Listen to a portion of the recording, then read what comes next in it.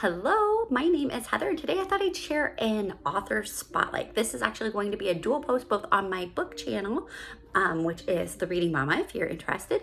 I'll leave the link below, and also on my homeschool, homemaking, motherhood page, and it's because I love books and I just want everybody to know about this amazing author. Also, this author has a book coming up. I am not getting any kickbacks from it. I just honestly love this author. So I came across this author after Jessica from Simple Wonders shared about him and some of his books, and I kind of put it off because some of them looked a little hokey, but they have been phenomenal. So first up is, let me tell you his name. It's Steve Sheinkin. He's an amazing author. He used to be a textbook author, and then he has this little caveat in the beginning of his book that I used to be a textbook author. I hope you won't hold that against me. And so I collected all the stories that they wouldn't let me put in the textbooks, and that's what this is, which is fun and just hilarious. But this has been a great book. We didn't finish it last year, but it was a great 1800s book. Two Miserable Presidents. It has a different cover, I believe. I didn't like that one. I specifically bought this cover, but it's everything your school books didn't tell you about the Civil War is the topic. Sorry, I don't have my stand at the moment. It's got some cartoony pictures in it as well, but it goes right through so many great topics. I really loved it. My kids enjoyed reading it. They were engaged in the story. They were engaged in it and could tell me back what they were doing. And then because I loved it, I read a few more of his books. So I read Bomb by Steve Sheinkin. This would be for older ages, really. There's not any pictures. I mean, there's some actual photographs of these people, but really it's just a non-fiction book about the race to build the atom bomb. And it was really great. I think the subtitle here is The Race to Build and Steal the World's Most Dangerous Weapon. I really loved it because it followed so many different, things. So you start out talking about the people who were trying to steal it. And so you have all these different, there's biographies, and you go through, and it's been a while so I had to look, but they go through these different biographies and different events that happen, and it's you trace the atom bomb all the way around from its conception to its usage, and even has some ethical questions for you to consider about it. I really enjoyed it. I love the story writing because it's non-fiction, but it reads like a story, and so you're following all these moving points of view and people and all their different contributions to creating of the atom bomb and deployment of it. And I'm saying a lot, sorry, but he does such a great job of sharing actual factual events. He even has copies of actual documents, quotes from things that you can look up. There's an extensive bibliography, very well researched and informed. But like I said, it reads like a storybook, so you can really enjoy the story of the bomb. And he does a great job of tracing it in a chronological path and keeping you interested and trying to understand all the different parts that went into making it. After that, I read Fallout, which does a very similar treatise. Sorry, I don't have the pretty cover, but Fallout is about the Cold War. And let me open it up so I can read you the subtitle because it's a good one. So it's Fallout, Spies, Super Bombs, and the Ultimate Cold War Showdown.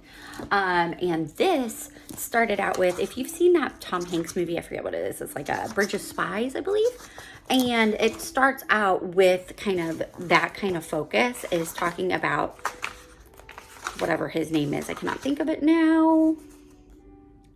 Anyways, it talks about him and all these different people, spies and things that led up to the Cold War, a lot of various aspects from multiple perspectives. And he just does a really good job of drawing you into the story and wanting to know more. And reading this made me want to read more about that topic that I didn't really know much about because we didn't cover it much in school.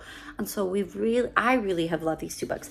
I think Fallout would be, because of the times, because it's the 60s and 70s or 50s and 60s, you've got some language in it. So I wouldn't just give this to my kids carte blanche.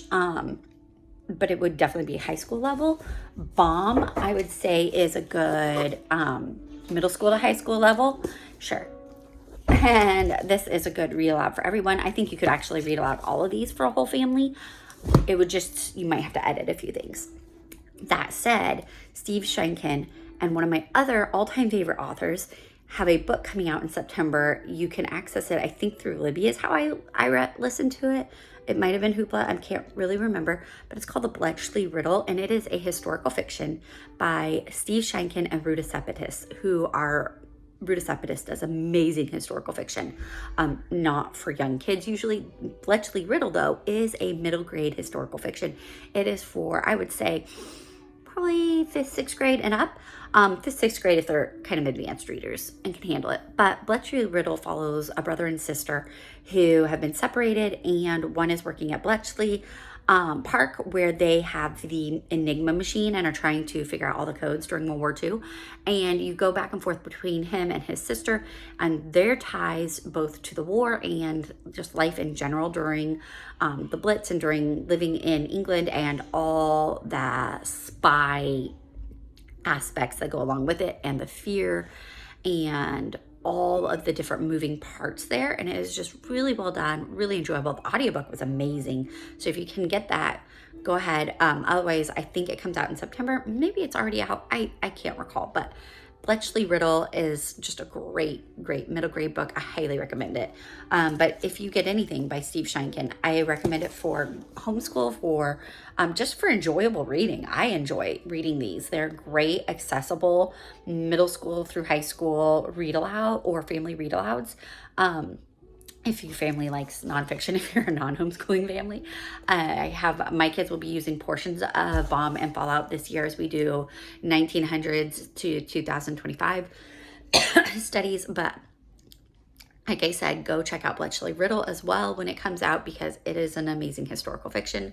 And if you see something with Sheinkin, check it out. Go get it at your library if you're not sure, but it is a different style of nonfiction because it is that living book that we are looking for in our Charlotte Mason homeschool, that just, it makes you want to know more about the concept. The person who studied it is obviously passionate about it, draws you in, and it reads like a story. You're just involved in it. It's amazing. I love it. So that's my little author shout out today. If you have read something else of Sheinkin, excuse me, if you've read something else of Sheinkin and want to share it, please drop it in the comments below.